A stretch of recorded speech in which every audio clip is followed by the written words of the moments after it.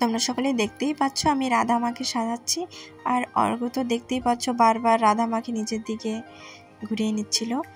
প্রথমে রাধা মাকে সুন্দর করে চান্দান করিয়ে সাজিয়ে এই শাড়িটা আমি নিজের হাতে বানিয়েছি আজকেই, ঘাগরা চুড়িটা আজকেই বানিয়েছি, জুয়েলারি সব কিছু আমি নিজের হাত থেকে বানিয়েছি। তোমাদের কেমন লেগেছে কমেন্ট করে আমাকে জানাবে।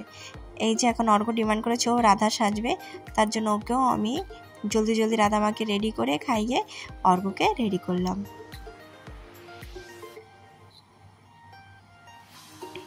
অর্ঘ্য রাগ হয়েছিল, তাই ওকে জবরদস্তি রাজি করানো সম্ভব ছিল না, তাই আমি নিয়ে রাধা বানালাম। ও বললো আমিও রাধা সাজবো, কি করব, শর্টকাট জলদি যেভাবে হোক ওকে রেডি করলাম।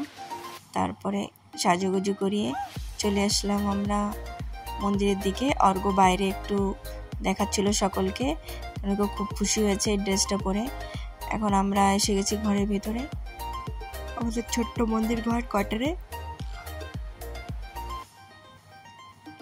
সেখানে আমরা পুজো করব। যে বোনের মেয়ে খুব খুশি হয়েছে।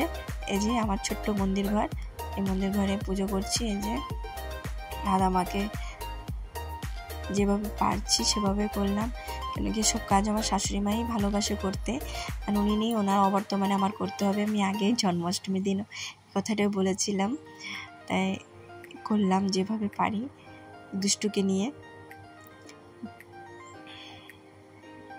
রাধা মাকে জলে ফুলে করে জন্মাষ্টমীটা করলাম। রাধা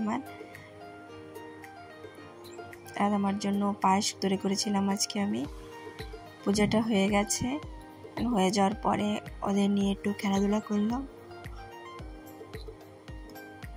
অর্ঘ্য খুবই খুশি হয়েছে। ওই দেখো রাধা মাকে কত সুন্দর লাগছে। রাধা মাকে তৈরি করেছি, সবকিছু নিজের হাতে বানিয়েছি। রাধা